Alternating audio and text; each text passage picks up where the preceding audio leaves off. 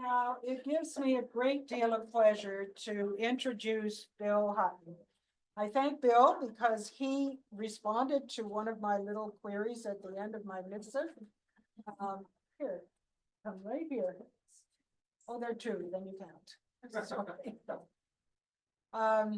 In any event, he responded to my request at the end of my missive. I need speakers, and Bill reached out to me. He's been sailing for 20 years on 4 or 5 different boats, depending on how you count. He bought the same boat twice, which he has just sold again in Hopetown, Bahamas. Most of that 20 years has been on Lake Ontario, but he has also spent a number of winters cruising in Florida and the Abacos, along with chartering in Croatia. Bill is comfortable solo sailing, but much prefers his trips around the lake with his wife Diana on their 34-foot Aloha. Today, he will reflect on his 3 years cruising in Georgian Bay and the North Channel and why, if you still own a boat, you need to go there yourself. And Bill, this is the second time Bill has spoken. He spoke last time about bringing a boat up the coast from Bermuda. Exactly. PC. And your In the PC middle of it. and your PC crashed in the middle of it. That was not good. So please give Bill Hutton a warm Shellback welcome.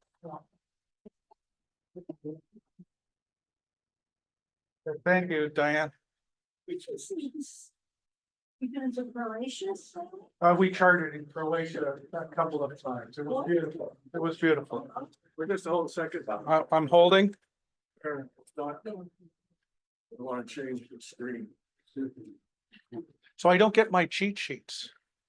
You get your cheat sheet. The little notes at the bottom of the PowerPoint, but that's okay. Feet, take the towel, and then the front.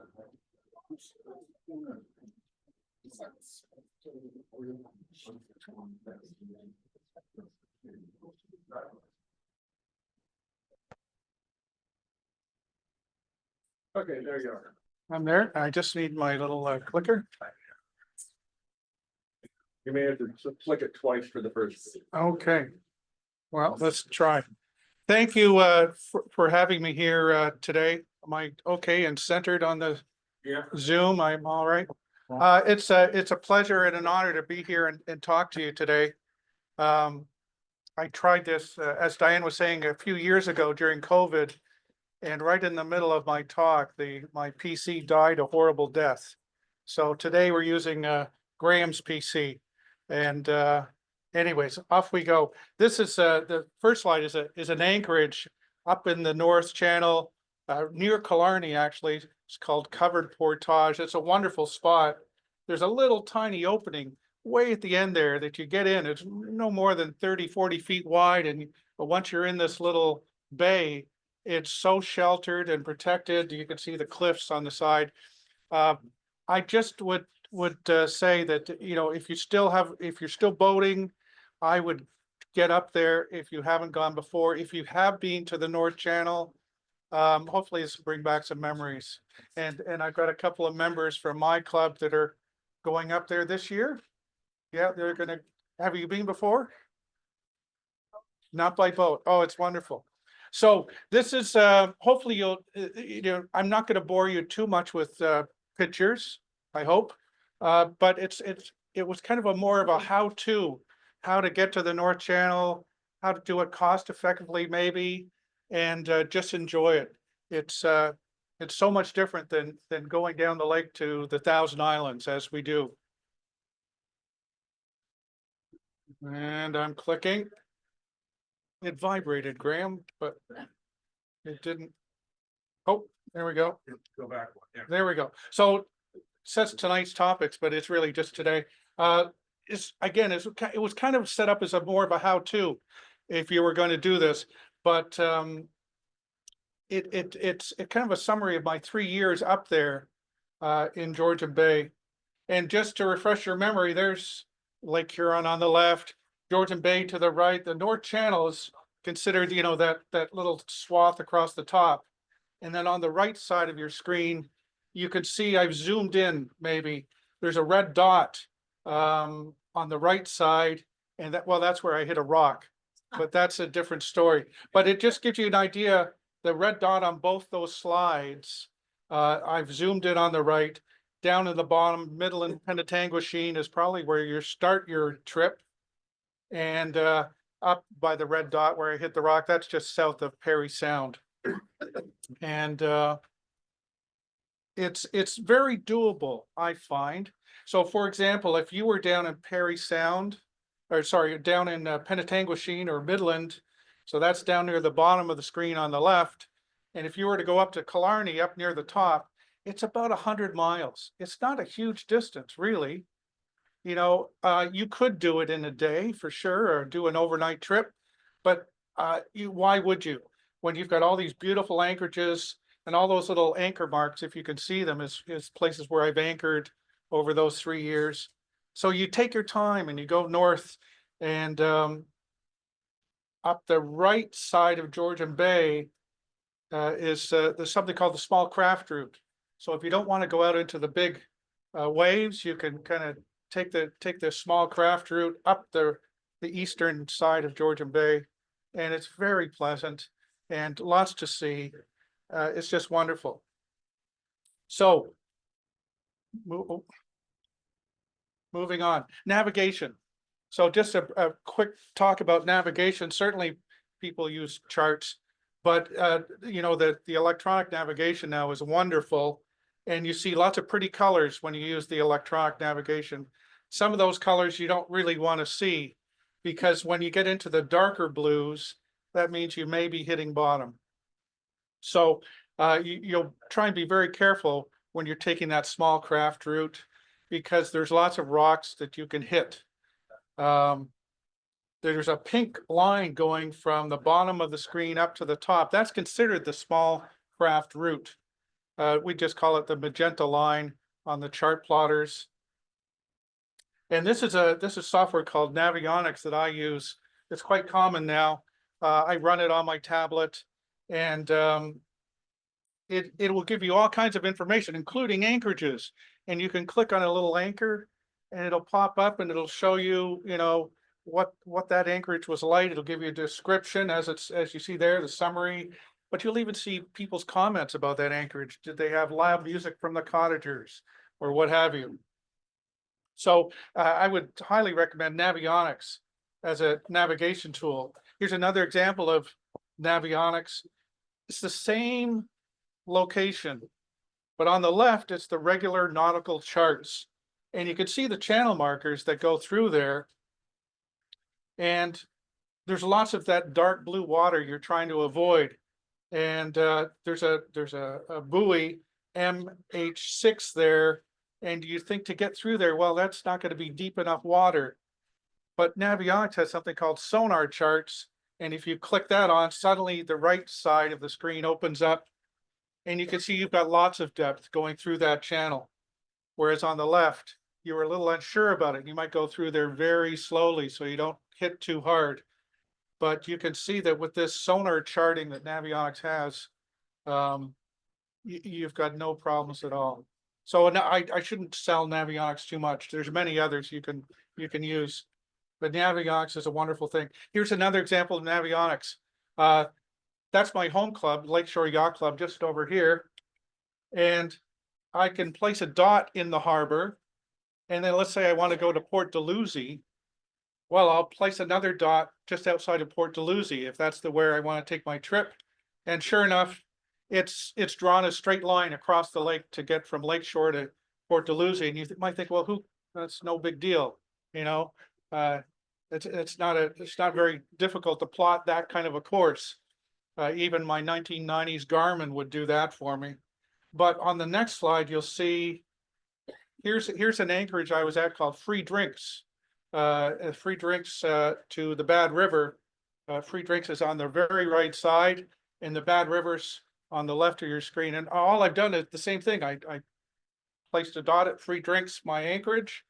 I placed a dot at the Bad River entrance, and it drew that line for me. And what you don't see is probably hundreds and hundreds of waypoints along that route. And as you zoom in, you would see those waypoints that it's drawn for me automatically. It's a wonderful tool. And of course, you're gonna double check and triple check that the route it's drawn for you is correct. You know, but it's amazing how things have changed. And then at the end, you just press go and it'll track you as you go down that route. It's a wonderful tool. Again, the little anchors there are some of the anchorages that I may have stayed at over the years. Anyone who's going, like you folks, you know, I can give you all my anchorages through Navionics. If you're using Navionics, they give you a bit of a hand on that. So there's, I guess what I'm going to try and do is my adventure started down in Penetanguishene, and this was the start of COVID. And so it was a very quiet first summer, actually. If you remember the lockdowns, you couldn't even go to a marina until I think mid-June, was it? I think. So it was a quiet summer, but it was wonderful because it meant the lakes were very quiet. And to get out on the water up in Georgian Bay during COVID was, you could just forget about all the other troubles that you had in the grocery stores and the masking. And so it was actually very good timing for us. So what we'll do is we'll take you up the eastern shore and then up into the North Channel. I will try not to bore you too much with pictures, and you don't want to see hundreds of pictures, certainly. But this is an example of an anchorage you might find down in the southeast. This anchorage is actually called Hockey Stick, and it's not too far from Penetang. But you'll see lots of, pine trees, lots of boats, and lots of power boats. And the power boats are, I'm a sailboater, and we don't go too fast. The power boats will get to these anchorages and get the best spots sooner than you can. But there's lots of room. There's lots and lots of room. So the southeast, you'll find lots of boats, lots of cottagers, and just a busier place. Here's another example. This is a Beausoleil Island. I think it's a federal national park, and it's also near Penetang, maybe about an hour away. And it's a huge island, lots of anchorages, docking. You can see there's probably a dock somewhere in the midst of all those power boats. Again, they will get to the docks first because you're going slow. So that's me anchored kind of further out. And they're rafting their boats because they like to have their parties. But so that's what you'll find down in the southern quadrant of Georgian Bay. Many boats, lots of cottages. So in some places you'll go to an anchorage and you won't be able to get off your boat because it's all private land, you see. But still a wonderful place to get your feet wet, so to speak, and try your anchoring skills and practice. I think you can even see my little anchor float in the middle of that picture. And sometimes I use a float and sometimes I don't. Further, just a little bit further north, but south of Parry Sound, is Massasauga Provincial Park, and hundreds of anchorages in there. I'm almost sorry that I didn't, stay there too much. I didn't explore too much there. But if you were concerned about cottages and not being able to get off your boat, the Massasauga Provincial Park, these are all little islands, and people will canoe out to them. And of course, you can anchor there too and enjoy the islands and maybe have some campfires. There's just a couple of pictures of some of the scenery up there. Again, a lack of cottages, which is great. This is the Menominee Channel just south of Parry Sound. And that's a beautiful still morning that I had there. Just me. I mean, it's a tiny little channel near the southern end. It's no more than 20 feet wide, but you can get through there, or at least I could when the waters were high. And then it opens up into this little bit of a lake, and there was no one else there, just myself. Again, just a staging ground maybe before we went to Parry Sound. And then looking north from that little lake, you can almost see a bridge in the distance, and there, sure enough, there it is. Without my cheat sheets, I'm not sure what it's. I think it maybe calls the Rosewater Bridge or the. I can't really see. Yeah, it's okay. Anyways, it'll open out on the hour but it's the only way you'll get into Perry Sound from the south. Now, I'm gonna move quickly, as you'll see. Again, I'm trying to avoid giving you lots and lots of pictures of trees and rocks. But here is what I would consider the northeast quadrant of Georgian Bay. So anything north of Perry Sound up to Killarney, which is way at the top left of that little insert on the map. Again, lots of little anchorages. This one that we were at was called Golden Sword. It's a wonderful spot. I think I have another picture of that coming up. But just nothing but you and a few other boats. It's great because now at this point, not as many cottages. It's harder to get to. There's not as many roads. So a lot of the cottages might be on islands, for example. And then this is, to me, this was more like something you might see in the group of seven when they were painting up there. You could see the trees, the windswept trees. And this was sunset, I think, again, in that anchorage of Golden Sword. And again, my little anchor float there, though it wasn't really needed. And then just north of Perry Sound, Kilbury Provincial Park, a great stop on your way up the eastern side. And if you've got a little bike, lots of trails you can go along. One of the very few beaches I found on Georgian Bay was at Kilbear, and this is Kilcorsie. It's an anchorage called Kilcorsie Anchorage, and you can see they have a roped off, swimming area. But I would just bring my dinghy ashore, and maybe it's been a few days of traveling on the boat, so I can get a nice hot shower at the campground. And I don't know if I'll bore you with a story, but you can see where I'm anchored, and all the cool kids on YouTube, when they're sailing, they'll sail up into an anchorage. They'll keep the mainsail up. If you're a sailor, you'll know this. And then once the boat has stopped moving forward, you'll drop your anchor and let the boat kind of fall backwards, you see, and you can set your anchor without using your engine. Well, I thought I'm going to do that. And so I sailed up, and it was quite a good breeze that day, and sailed, and I was on my own, and I sailed up, and I turned up into the wind as you do, and the mainsail's flapping a little bit, and that's all okay. And I took the main sheet, that's the rope that holds the boom and the main, I released that so it would have lots of room to flap around. Well, I went up to the bow to set the anchor, and I lowering the anchor, and the bow of the boat just started to turn a little bit sideways to the wind. And what I didn't realize was my main sheet rope had hooked around my winches. So now the mainsail's quite tight, actually. It's supposed to be flapping, but no, it was quite tight. And the more the boat turned, the more wind the main caught. And next thing I knew, I was charging towards this beach. And I'm on the bow thinking, how am I going to stop this boat? But anyways, eventually, after letting all the chain out by hand, I got to the ropes and was able to somehow quickly get it around a cleat and stop the boat. But boy, the things you learn the hard way. Anyways, could have been a worse day, I suppose. This, anyone know where this might be on Georgian Bay? No. Good guess, though. This is Point O'Barrel. Point O'Barrel. There's a small town, and they really do have a barrel on a point. Now the rumor has it that, back in the day, they would put a light in there or fire in the barrel so you could see where the harbor was at night.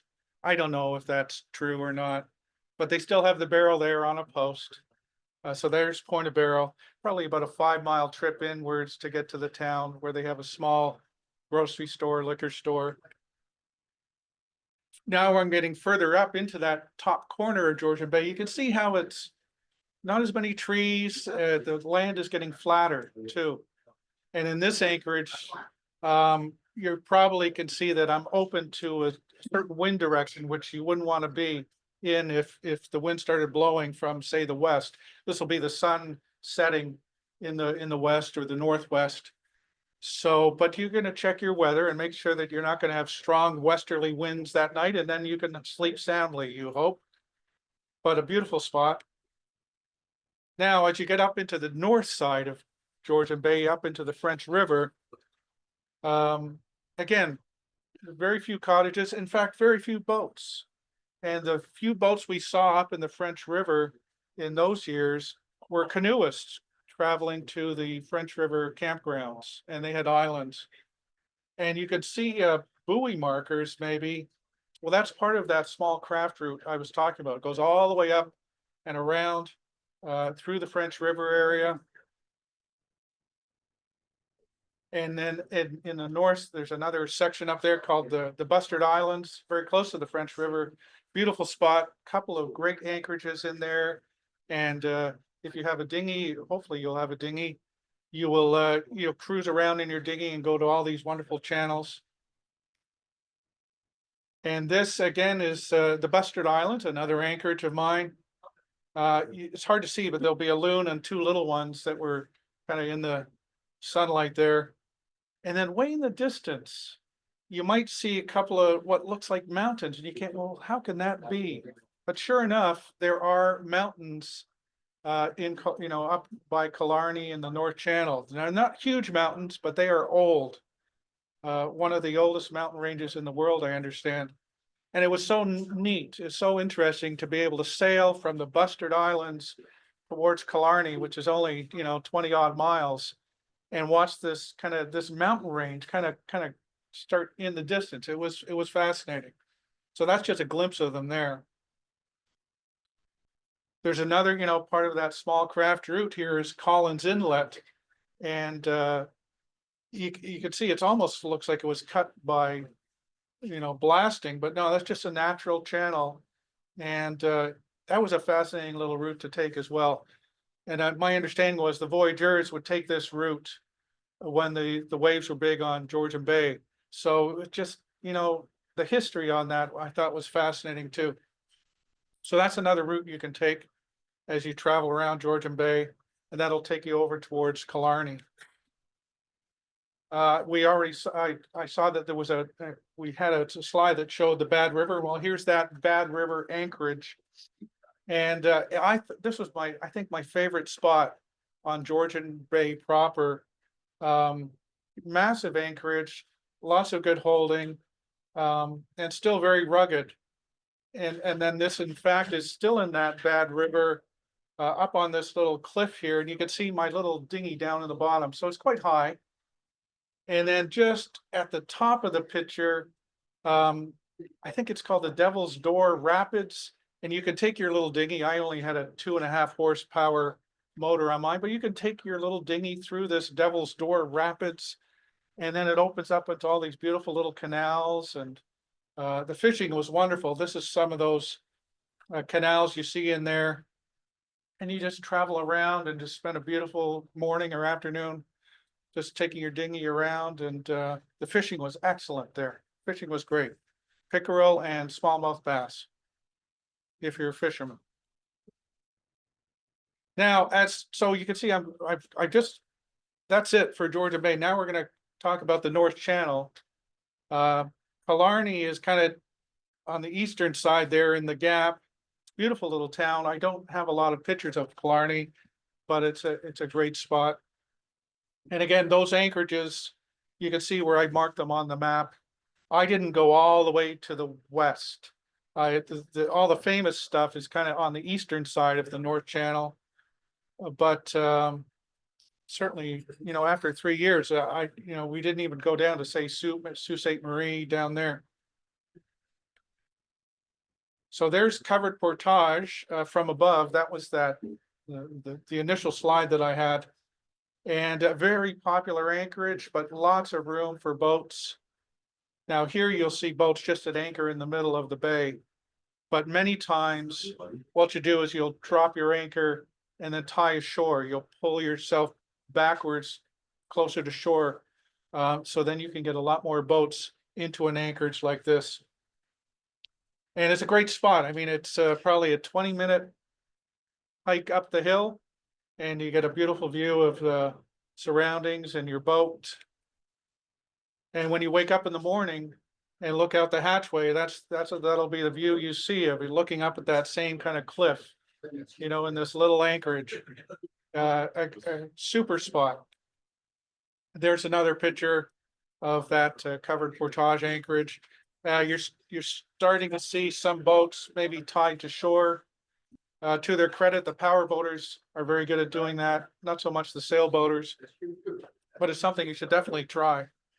Some of the anchorages are quite deep, so you wouldn't want to put your anchor down in 60 feet of water because maybe the bay is only so big. But if you put your anchor down and then back up, your anchor will dig in on that hill, and then you'll tie to shore and you'll be quite secure.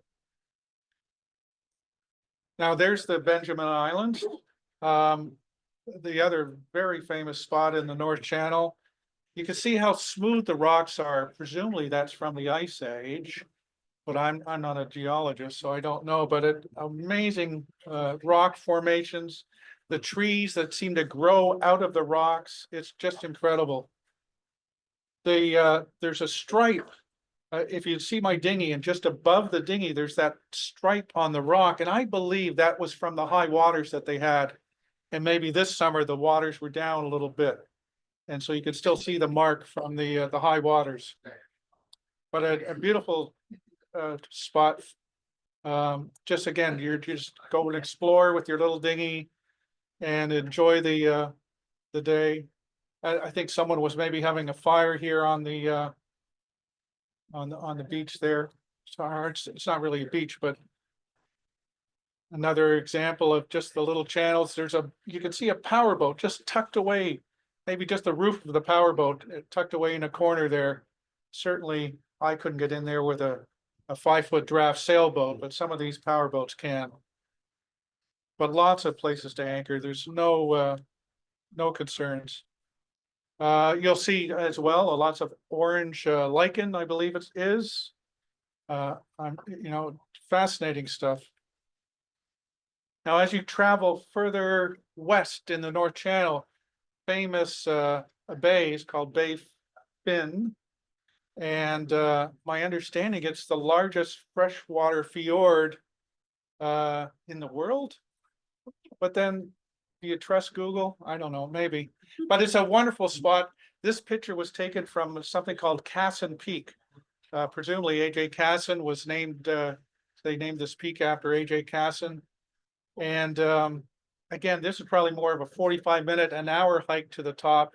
I'll be anchored down in a bay down there. I think it's called Marianne Cove. The entrance to this fjord is way at the top. And again, maybe 20 feet, 30 feet wide of safe water. And then it'll open up into that bay. This is at the end of that Bay Fin. I think it's the anchorage is called the Pool.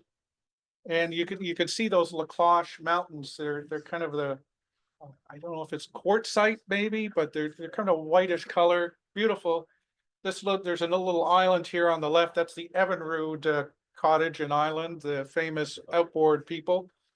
I don't know if they still use the cottage, but that's their island. Further west now, another famous anchorage, Bear Drop Harbor. Slide on the bottom is, looking up at it. And then the slide on the right is from the top, which is a very flat top, looking down. And that's, I guess, my boat in the distance there. My understanding was the First Nations people would chase the bears up to the top of this, and then over they would go, you see, the bears. And that's why they call it Bear Drop. It's kind of like the buffalo jump. Yeah.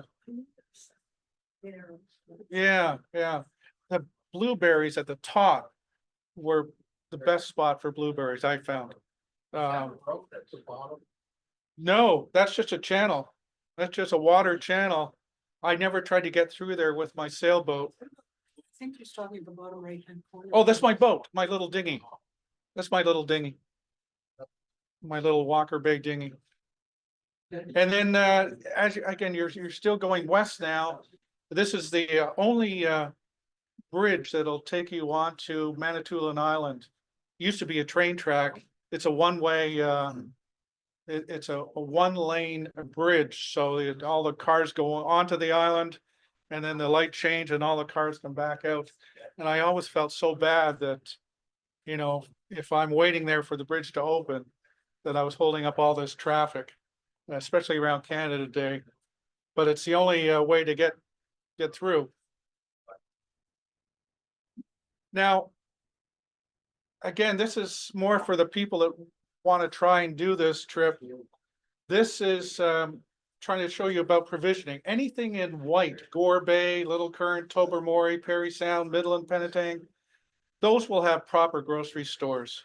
Whereas the other ones, Point of Barrel, the Brit, the Killarneys, just small, maybe 7-Eleven type stores.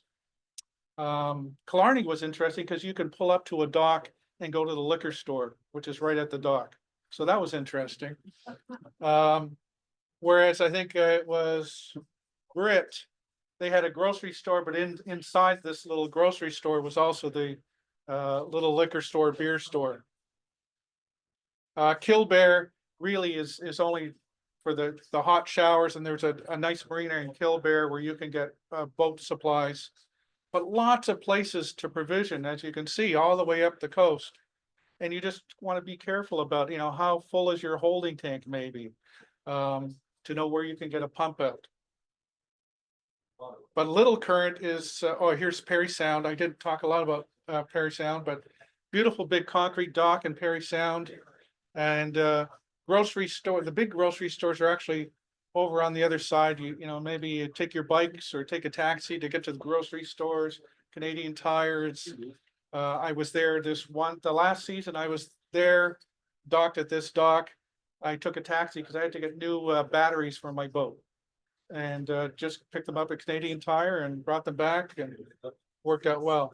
Now, Little Current, that's in the corner there, that's Roy Eaton. And Roy Eaton, I don't have my notes, but he's been doing the Little Current Cruisers Net for like 20 years. And it's July, all of July and August. And I think it starts at 9 in the morning. And he basically summarizes the weather, latest news, and you'll do a roll call with all the cruisers. And then at the end of the cruisers net, you might saying, well, I need a filter for my engine. Does anyone have a spare filter? Where can I get a filter? And then there's like a little discussion at the end of the cruisers net. So a great service for all the boaters up in the North Channel or the north end of Georgian Bay. Really nice man, really nice man. He's been doing that for decades. Now here is an aerial view of Little Current. There's that bridge that we were waiting for to get through. It's such a wonderful town. It's boater friendly. You can pull up to that wall and stay all day for free, even use their docks for free. In the daytime, you go get your groceries in town. Maybe you'll go get dinner. There's a liquor store. And there's no charge. And as long as you get off the dock, maybe by 8 p.m. and you go anchor, there's no charge. So certainly you could stay there overnight as well at the marina. There's a marina further down here, but it's such a great little town just for wandering around and getting your groceries. And the other really nice thing I found was all these famous anchorages that you want to see, they're very close. You know, the furthest one, I guess, is that Bear Drop, 35 miles away. But you don't have to do 35 miles all in one day. Maybe you'll find an anchorage halfway there, and then the next day you'll be in Bear Drop. So a really good spot to base your travels. Now, what are the costs? We've had some people say already that, you know, they've cruised up there, they chartered a boat maybe, and sure enough, there's this Canadian Yacht Charters will offer charter services out of Gore Bay, and you can see the prices around $5,000-6,000 for a week, which is, I think, reasonable. But what I'm suggesting, if you're going to try and do this, is take your own boat. And that's my boat sitting at Oakville Yacht Squadron. Everyone else had launched that spring. And I trucked it up there for about $1,500. And you know, you step your mast for a couple $100. Maybe you'll stay at the dock for a week, and that might, you know, cost you $300 to stay at the dock and get your boat ready and your sails on. You'll have to bring your cradle back maybe if you're going to do what I'm suggesting. And then I had some costs to take it home again through Lake Huron, Lake Erie, Welland Canal. So my total costs was around $3,000. And that was weeks. That was like 6 weeks that on my last year up there, I was up there for about 6 weeks, traveling, exploring, enjoying, and then came back through Lake Huron and Lake Erie. And that was my total cost. So to me, this is, you do it on your own boat. And as I look at these numbers now, I think I would really want to do this again in the coming years. I think we did, you know, come back to Lakeshore Yacht Club, but I would like to get up there again. And if, you know, you go with a bunch of guys maybe and launch your boat and just go and just enjoy the summer. I've got some other friends at Frenchman's Bay Yacht Club. They're doing the same this summer. They're going to go up through the Trent Canal, which takes about a week, and they'll get up to Georgian Bay and put the mast up. For me, I just trucked it up there because it was quick and easy. So Did you think about sailing up through the Welland? No. yes, Please repeat the question. yeah, sure. So did I think about? Sailing up, No, he has to. oh. Yeah, I've got the microphone right here. Did I think about sailing up through the Welland? Very briefly, only because it's all, well, you'll see, I have a slide and it shows you it's all upstream. And I thought, well, I could do that, but in 3 hours, I had my boat in Penetang Harbor. So it was a small price to pay to take the boat north, but to sail it back, I think is the way to go. And I'll have a slide about that. So things to consider. There's my little trip. This was in my last summer. My wife dropped me off at this Heinzen Marina in Penetang, and off I went. And you can see how I did the North Channel, came down Lake Huron, Cleveland, stopped in some of the, It's all. yeah, I did it solo, except you have to have 2 people at the Welland Canal. So, I mean, I'm comfortable solo sailing, so that's what I do. And my wife was dealing with other things at home, so but I thoroughly enjoyed it. By the time I got to Cleveland, I have to say, I was ready to come home to Lake Ontario. So I was hopping very quickly. I wasn't lingering like I was maybe up north. But it was a great trip. So things to consider, you know, you want to sail it back like I did, or do you want to maybe take it on a truck again, or take the Trent home? You could do that. How are you going to charge your batteries when you're not at a dock for weeks on end? And for me, I find a couple 100 watts of solar will do it. With the long Canadian summers, lots of sunlight, you should have no problems with a couple 100 watts of solar. Just strapped to the little bimini. It's not rocket science. And are you comfortable for extended periods of time on your boat? I have no problem doing that. My wife, she's pretty good, but I'm certainly more the sailor, and I would stay up there all summer.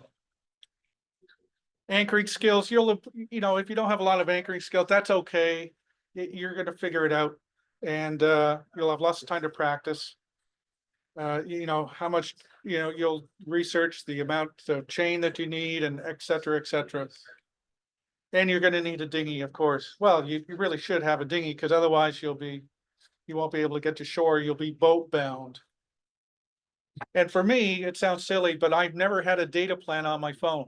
But when I started cruising up in Georgian Bay, I did, because it was the only way I could get, you know, proper weather forecasts, things like that, emails.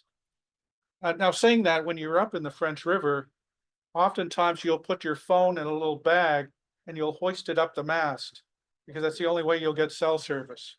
Or maybe you'll have to call up a cliff to get cell service in some of the more remote areas. But it can be done. It can be done. Though I have here questions. I know I went quickly. How are we doing for time? Not bad. Not bad. Is that the end of the presentation?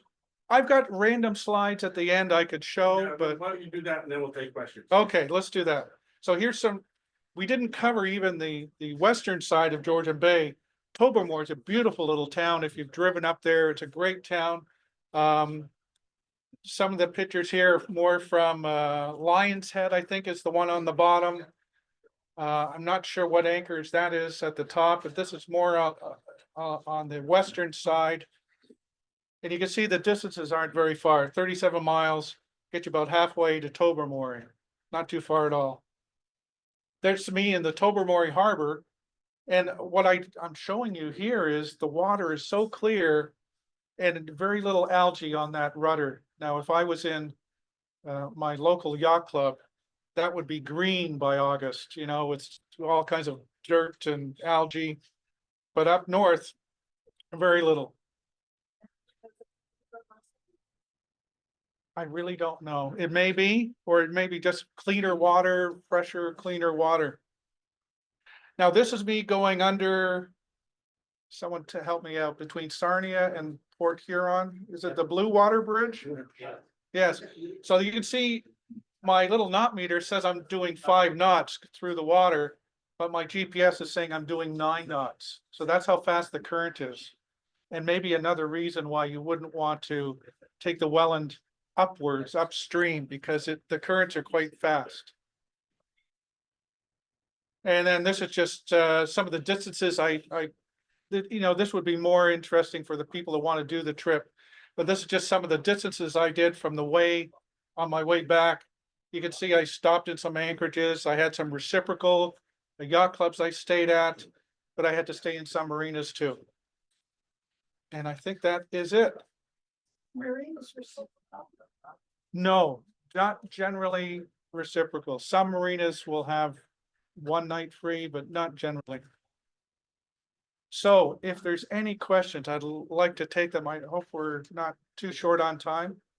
I just, there's one question. Are you, from online, are you a member of the Great Lakes Cruising Society? No, you know, I did see the Great Lakes Cruising Group. They've got a wonderful information. But frankly, I think I'm too cheap. I think they wanted $250 to be a member. But I think they're a good organization. They will tell you all about anchorages and such. Mhm. Yeah. Yes, we had somebody here who talked about it. I was just gonna say, I'm insanely jealous of that chart. Because I did this sort of stuff 50 years ago, when it was all paper chart. Yes, And when you were doing the small boat, you had to count parts and check them all. on the Yep. chart. The one thing, it's all line of sight. that's right. Yeah, please repeat the question. Please repeat the question. Guys, Just a second, just a second. I got it. I got it. yeah, he's got to repeat the question for people Yeah, on Zoom. yeah. No, the gentleman was just saying how, Yeah, but they can't hear him. Yeah, but right, she's right. just doing He it was just saying that, you know, 50 years ago, there was no navigation using your tablet or your phone. And you were all using paper charts. In fact, I did bring, so that small craft route, you know, charts are usually massive pieces of paper, but this is called a strip chart. Yeah. And this will take you up the coast on that eastern side. And yes, the line of sight navigation, you have to know what you're doing, you know, 50, even 30 years ago, you had to know what you're doing. And I think a lot of boaters are not as You look adept. at the side of the boat at one point, realize that's a rock. I just got a corner. Yeah. Aiming at the wrong part. Well, you cannot trust this electronic navigation 100%. I did find that, as you saw, I hit a rock just south of Perry Sound because I trusted the charts. So that's what you're saying is you need to have a combination then. Yeah, it's best to have paper charts and the electronic and, electronic. question. Slides, it looks like you had pretty calm conditions all the way through. Can you, I'm wondering whether you had any rough weather. So the question is, did I have rough weather? I think I only had 1 or 2 squalls. Not many. And you know, when you're up in Lake Ontario and Georgian Bay, July and August, it's very calm generally. you know, we had some thunderstorms, but not a lot, frankly. So, and with today's weather forecast, you will always be safe. If you know there's something coming in tomorrow, you get yourself in a really good anchorage with lots of protection. But I think maybe I was lucky. Yeah. There's a question from the chat. What did your boat draw and what is the depth in the small craft channel? I believe if you look it up, the small craft channel will guarantee 5 feet, but I don't believe I saw anything less than, I'm gonna say 10. Like, I had no problems. My draft for my boat was 5 feet. But I think that small craft channel is not a problem, and certainly you'll go through your charts and make sure, but it should not be a problem. Yeah, Question you can repeat it for online. How does navionics work? Does it need a cellular connection or can it work offline? so how does Navionics and maybe some of the other products work when you're using it on your phone or tablet? Do they need a cellular connection? The answer is no. You'll download the app. I think Navionics, if you want to play with it, they'll give you 2 weeks free. So you download the app and then you'll download the charts that you want, and you just download them once they're on your phone. As long as your device has a GPS signal or access, then you're all set. So you don't need cellular at all. It's wonderful. Yeah, it's really good. No, Sherry, behind you first. On the American side. It's a great question. Why did I come back on the American side along Lake Erie? And because I was solo sailing, I just found that on the Canadian side on Lake Erie, there's not as many stops, and you've got Long Point you've got to get around. And I found that like on the American side, as much as I was starting to see Trump flags, I did the clubs are nice, and about every 20-30 miles there would be another club, so I could do 30 miles or 40 miles and get myself at a dock for the night. Not a lot of anchorages, just like Lake Ontario, not a lot of anchorages on Lake Erie, except there was one really nice anchorage on Lake Erie, but that was why it took the US side, just because there was more options for me as a solo sailor, where I wasn't traveling overnight and didn't want to do that. Sherry, you had a question and then you, Well, Bill. it's not a question, it's I just want to make a comment. It was probably about 20 years ago when I went with some friends. Sorry, up to the North Channel, and there were a lot of boats anchored up there, and I could not get over how many of the boats had American flags on them. So they come up a lot too. Yeah. Did you see that? We didn't see a lot of American boats. I was fortunate that we started our journey during COVID. So I was not allowed to go into American waters and they were not allowed to come into Canadian waters. So it was really nice in that respect. Bill? I was just gonna say a plug for the Great Lakes Cruising Club. When I was doing this 50+ years ago, it was all in paper binding. Yes. And it was the sort of thing, they had sketches of anchorages that you could look at and say, here, my boat will fit, his boat will. They were absolutely wonderful, and they're now all electronic. And so it's a very, very easy thing to cruise up on that. Yes, so that was a plug for the Great Lakes Cruising Club. And yes, they've done a huge amount of research into the anchorages and routes. And I think they still have those books that you can purchase for sure. I have just been finding that the latest electronic navigation is very good too. I think you're still going to get more information from the Great Lakes Cruising Club, but yeah, that's right. 50+ years. And they also have people within a lot of the areas that you're going into, so you can actually talk to That's somebody right. who That's right. is totally familiar with the area. Yeah. Mhm. Any other comments or questions? Yes. It's- You had the time limit. Either the east side or west side of Georgian Bay, which one would you do? Well, I definitely do the east. Oh, the question is, if you had a time limit, which side of Georgian Bay would you do, east or west? I would definitely do the eastern side if you had a time limit. But then you might have to decide, do I do the eastern side of Georgian Bay or do I do the North Channel? And then you've got real troubles. I think you would do the North Channel first, I think. I think you did 2 summers. Yeah, do 2 summers. I was there for 3, and on my 3rd summer, I came back. In the winter, I left my boat at this Heinzen Marina. They were a really good marina. In fact, they will give you a 10% discount on your trucking costs if you stay with them for the season.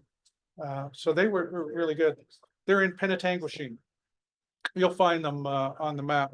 But they were probably around $3,000 for the year, maybe $3,500 for the year, winter, summer. But I met people who, maybe like you, I don't know, they took their boat to Heinzen and they kept it there in the winter. And we would see them in the spring at the dock. And I'd be excited to say, oh, this will be great. You're close to us. We'll ask you about all the anchorages. They said, well, we don't keep our boat here. And I kind of looked at them, well, where do you keep your boat? I mean, if you store here in the winter, where do you keep your boat? Well, they kind of looked at me like I had 2 heads because they didn't keep their boat anywhere. They just went. And then in September, they would come back to Heinzen Marina and put it on the hard. But they never had a home port. It was, I think, brilliant. I thought it was wonderful. Any other comments or questions? We're running at, yeah. Well, Bill, I have to say, I wish I still had a boat.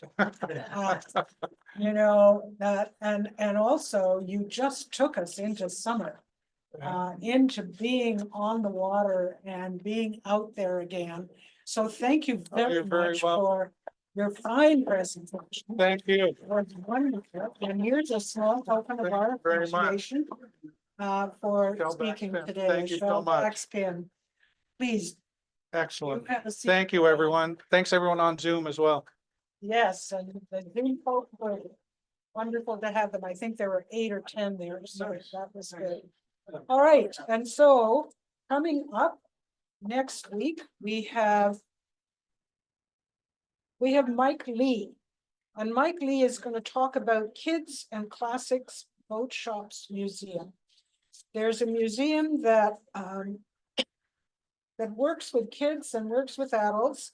It's a learning-based campus, and it's a year-round campus with programming for many objectives, including working with youth at risk, family boat building, excuse me, and maritime career studies. It's going to be a very interesting presentation because he's bringing some practical applications here, and you will have an opportunity to create a little pattern. I have talked with the club about shavings and stuff. And then the following week will be on Zoom only, and we're going to be looking at before the Vikings, the evolution of the Viking longship. And I won't say anymore because I'm coughing. I'm so sorry. So with that, pipes out.